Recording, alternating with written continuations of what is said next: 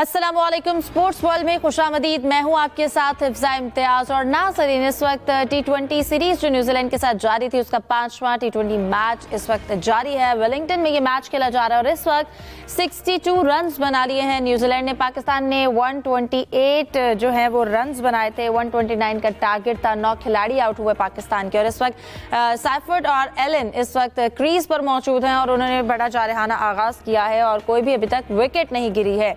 अब सबसे पहले आज हम इसी टॉपिक पे बात करेंगे और कोशिश करेंगे दीगर टॉपिक्स को भी टच करें। मेरे साथ स्टूडियो में मौजूद हैं जाहिद मकसूद साहब, यूसुफ अंजुम और इसके साथ साथ हमें ज्वाइन करेंगे सलीम खालिक साहब। सलीम साहब, आपसे आगाज करती हूँ। अभी जो मैच की सूरत हाल है, ऐसे कौन गेम खेलता है यार स्टार्टिंग के ओवर्स में ही।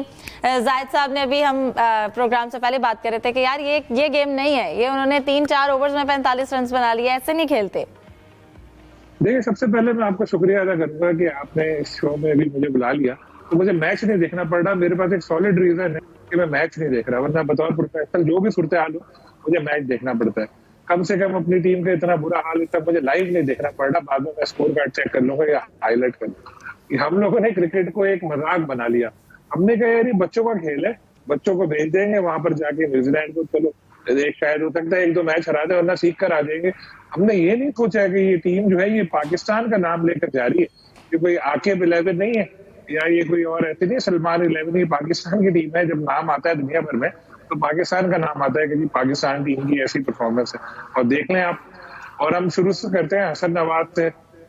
हसन नवाज 3-0, 1-1, 1 सेंचुरी। तो लगता है शायद लोग यही बातें कर रहे हैं, फ्लूक थी उनकी वो एक इनिंग। फिर हमारे जो उस्मान खान है, मैं आज जोड़कर दरख्वास्त करता हूँ पाकिस्तान क्रिकेट बोर्ड से कि अगर कोई कॉन्ट्रैक्ट हुआ था जिसकी वजह से वो दुबई छोड़कर पाकिस्तान आए, इतना बड़ी उन्होंने कुर्बानी दी कि जिसका खुमियाजा पूरी पाकिस्तानी कौम निपटा रही है, अभी तक भुगत रही है, तो भाई अब छोड़ दें। 14 मैच हो गए, जो बंदा 14 मैच में कुछ नहीं कर सका, अब आगे क्या करेगा? उसको दुबई वाले लेने को तैयार नहीं है, तो यही खेलने दे। दूसरे भी हमारे जो प्लेयर है बेचारे, उनको बोले यार PSL में खेलो, कौमी T20 कप में खेलो, वहां परफॉर्म करके आप लोग खुश हो। ये आपके बस की क्रिकेट नहीं है। 5 चेंजेस आपने आज कर दी मैच में, जैसे आगे कोई बच्चा के नामीबिया की टीम से मैच है। चलो 1-2 करते, 5 चेंजेस बस दिखाने के लिए। आप सॉलिड रीजन है, मैंने आपको पहले शो से पहले ही बता दिया था सीरीज से कि होना यही है कि बाद में बोलेंगे तो सीखने के लिए गए थे। एक ऐसा टूर था और यहाँ हमारे खिलाड़ियों को बहुत सीखने का मौका मिला। क्या सीखने का मौका मिला? इनको आप निकाल देंगे बाहर, फिर दूसरे लड़के लेकर आ जाएंगे। अभी तो यही है कि वो जो ऐड चलता रहता है ना बीच में कि आते हुए मेरे लिए लेकर आना, वही होगा कि घर वाले उनको लिखवा रहे होंगे मेरे लिए न्यूजीलैंड से आते हुए ये लेकर आना, वो लेकर आना, दुबई से आते हुए ये लेकर आना। अब यही होगा। लेकिन ये बहुत मायूस परफॉर्मेंस है और ये पाकिस्तान क्रिकेट के लिए एक शर्मनाक दाग है जो रिसेंटली हम लोगों को बर्दाश्त करना पड़ेगा। जाहिद साहब, हम टॉस हारे तो क्या हम हिम्मत ही हार गए? जिस तरह से बैटिंग की है पाकिस्तान ने, 5 तब्दीलियां भी की गई हैं, लेकिन फिर भी ये रिजल्ट। देखें, एक तो तब्दीलियां बहुत ज़्यादा की गई क्योंकि तो की जा रही थी। और अजहर महमूद जो बॉलिंग कोच हैं, उन्होंने एक दिन पहले वहाँ पर गुफ्तगू करते हुए कहा भी था 1 या 2 चेंजेस हो सकती हैं। और एकदम जो है 5 तब्दीलियाँ की गई टीम में। जो बाहर बैठे थे उन्होंने कहा कि ये ना तनकीद हो, उनको भी चांस दे दिया जाए। और जैसा आपने कहा कि टॉस भी हारे तो लगता है साथ ही हिम्मत भी हार गए। और एक लाइन लगी हुई थी इब्तदाई 5 ओवर्स में, देखें 52 रन बने थे, 4 विकेटें गवा दी पाकिस्तान ने। और सवाए सलमान आगा के फिर शादाब को भी शामिल किया था इस मैच में, हालांकि उनके बारे में भी कहा जाता था इनको बाहर बैठाना चाहिए। वो अलबत्ता 28 रन बना गए। एक ज़रा सी उम्मीद पैदा हुई कि शायद कोई लंबा स्कोर कर जाए सलमान आगा और शादाब।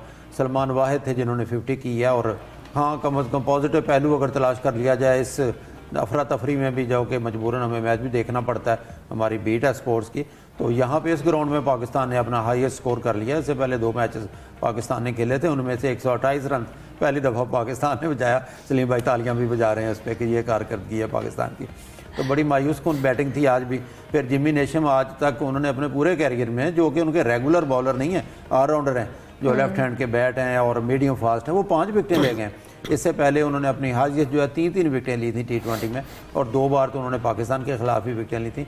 आज हमने उनको भी जो है 5 विकेटें दे दी, एक तोहफा पेश कर दिया। तो बहुत ही मायूसकुन परफॉर्मेंस थी पाकिस्तान की। इस पर क्या कहा जाए इससे ज़्यादा कि बार बार आजमाते हैं, सीखने के मरहले की बातें सुनना पड़ती हैं। अभी मैच के बाद कप्तान आएंगे या कोच आएंगे, यही कहेंगे हम अपनी गलतियों से सीखेंगे। कब सीखेंगे? ये हमें तो मुस्तकबिल करीब में कहीं भी दिखाई नहीं देता। यूसुफ, क्या सीख रहे हैं हम गलतियों से? हम दूसरी टीम्स को शायद मौका देते हैं कि वो आए, रिकॉर्ड बनाएं, उनको खेलने का ज़रा अच्छा मौका मिल जाता है। हमारी तो खैर है, हम तो ढूंढ ही लेते हैं मौके खुश होने के लिए। जी हिफ्ज़ा, बिल्कुल ऐसा ही है, जैसा बोगे वैसा ही काटोगे। गलत फैसले किए गए थे सिलेक्शन कमेटी के हवाले से। अभी सलीम साहब ने क्रिकेट बोर्ड के आगे हाथ बांधे, तो मेरे ख्याल में ये हाथ आग जावेद के आगे भी बांधने चाहिए। खुदारा आप ऐसा ना करें, आप पाकिस्तान क्रिकेट के साथ जो मजाक आप कर रहे हैं वो ना करें। अपनी फार्मूले अपने क्रिकेट अकेडमी में आजमाई, आपने जो लाहौर कलंदर के लिए डेवलपमेंट का स्क्वाड बनाया था वहाँ पर, और उसकी ये तजर्बा गा उसको आप पाकिस्तान टीम को बना लिया आपने। तो मेरे ख्याल में ये आकिब जावेद की वजह से जो सिलेक्शन के मामला थे, और क्योंकि वो हेड कोच थे, सारे मामला तो वही देख रहे थे, तो उनकी वजह से पाकिस्तान को आज दोबारा एक शर्मिंदगी का मौका देखना पड़ा है। और जैसा जाहिद साहब ने कहा कि हमने कुछ ना कुछ सीखा तो ज़रूर है, क्योंकि 2016 में पाकिस्तान की टीम 16.5 ओवर में 101 रन बनाकर आउट हुई थी। 2018 में जो मैच वेलिंगटन में खेला गया था, वहाँ पर पाकिस्तान की टीम 19वें ओवर में 105 रन बनाकर आउट हुई थी। आज पाकिस्तान की एक रिकॉर्ड अच्छा किया कि पाकिस्तान की टीम आज पूरी आउट नहीं हुई और 128 रन भी बना लिए। कुछ बेहतरी तो आई है ना कि 7 सालों में हमने इस सफ़र तो तय किया कि पाकिस्तान ने कुछ बेहतरी रन किए हैं। तो अभी सलीम भाई ये भी कह रहे थे कि उस्मान खान से कब जान छूटेगी, तो उस्मान खान से अभी जान छूटने वाली नहीं है सलीम भाई। अभी हमारे सर पे एक एहसान है, वो दुबई छोड़ के आए हैं, उनके पास अभी इतने इसके बाद ऑप्शंस थे। जो वनडे सीरीज होने जा रही है उसमें फास्ट बॉलर हारसरोफ को, जिन्होंने T20 में अच्छी परफॉर्मेंस दी, उनको रोक लिया गया है, उनको वनडे स्क्वाड का हिस्सा बना लिया गया। उनके साथ अब एक कीपर का फैसला भी होना बाकी है, वो अपना मोहम्मद हारिस होंगे या उस्मान खान। तो मुझे तो लग रहा है कि उस्मान खान अब वनडे स्क्वाड में भी आपको वहीं पर न्यूजीलैंड में ही नज़र आएंगे। तो ये तजर्बे किए जा रहे हैं, और कितनी एक मैं समझता हूँ एक और गलत फैसला है हारिस रऊफ को, जो T20 में जिन्होंने परफॉर्म किया, उनको आप उसको अब अपने वनडे स्क्वाड के लिए भी आपने जगह दे दी है दोबारा। और इससे आप ये भी नहीं सोचा कि चंद दिनों बाद यहाँ पर पाकिस्तान सुपर लीग के मैचेस होने जा रहे हैं, जिनमें दोबारा T20 मैचेस होंगे। और क्या आपने लाहौर कलंदर की इंतज़ामिया से पूछा कि हारिस रऊफ को दोबारा आप चाहते हैं कि वनडे स्क्वाड में कोई हिस्सा लिया जाए? अगर वो खुदा ना खास्ता वहाँ पर इंजरी का शिकार होगा तो उसका जिम्मेदार कौन होगा? ये वो सवालात है जिनको पाकिस्तान क्रिकेट बोर्ड को जवाब देना पड़ेंगे, और उनको फैसले करने से पहले कुछ सोच समझ से काम भी लेना पड़ेगा। वो तो हम यही तो एक्चुअली सब समझना चाह रहे हैं कि जो फैसले लिए जाते हैं सलीम साहब, उसके पीछे क्या रीज़न होती है, क्या वजह होती है। अब जैसे यूसुफ ने भी बात की, हारिस रऊफ को T20 के बाद अब वनडे स्क्वाड के भी हिस्सा बनाए जाने की बात हो रही है या बना दिया गया है। तो क्या इसमें क्या रीज़न क्या है? कितनी आउट क्लास परफॉर्मेंस रही है, या उन्होंने वनडे में वो बहुत अच्छा परफॉर्म करते हैं? क्या वजह है जो फैसले लिए जा रहे हैं? अभी अगर टेस्ट मैच होते हैं ना, तो टेस्ट मैच में भी डाल देते टीम में, क्योंकि हमारे यहाँ होता यही है कि किसी भी तर्ज में आप अच्छा परफॉर्म करो, आगे जो टीम होती है उसमें आपको लेकर आ जाते हैं।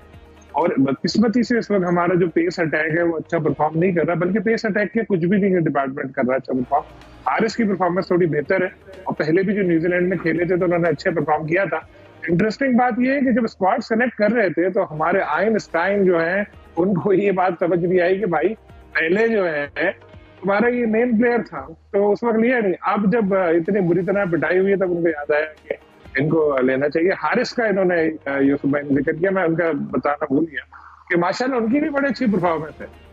उनकी भी 14 मैच हो गए हैं, आंखें बंद करके शॉट मारते हैं वो, और लग गया तो लग गया। मगर सिर्फ वो बॉलर जो है उनका कसूर है कि हर बार उनको आउट कर देते हैं, उनको टैलेंट दिखाने का अपना मौका ही नहीं मिलता।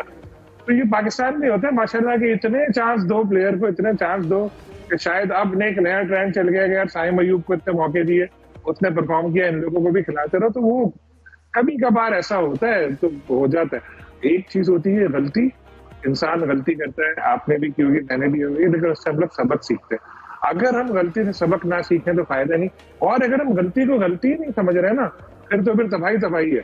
तो बदकिस्मती से आकिब जावेद साहब का मसला यही है कि वो अपनी गलतियों को गलती ही नहीं समझ रहे।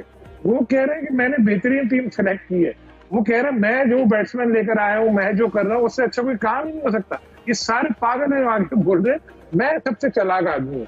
अब जब ये होता है ना तो उसके बाद सॉरी टू से इसी तरह की परफॉर्मेंस सामने आती है, और होगा ये कि यहाँ से हट जाएंगे, बोलेंगे कि भाई वो तो अबूरी हेड कोच थे, ऐसा भी नहीं होगा कि सैक करने का डब्बा लेके अकेडमी वगैरह या कहीं जाके भेज देंगे और जो पैसा है वो आता रहेगा। लाहौर कलंदर की बात होती है इनके हवाले से, तो लाहौर कलंदर 10 साल में 2 टाइटल जीते, 2 में से 1 में तो वो कोविड की वजह से ये महदूद थे कमरे तक। तो हम ऐसा नहीं कह सकते कि सारा क्रेडिट उनके ऊपर ये जाता है। तो ये देखना पड़ेगा पाकिस्तान क्रिकेट बोर्ड को वो कर क्या रहे। आज वो कल यूसुफ ने बताया था, तुमने आज स्टोरी भी दी कि फॉरेन कोच लाने का सोच रहे हैं।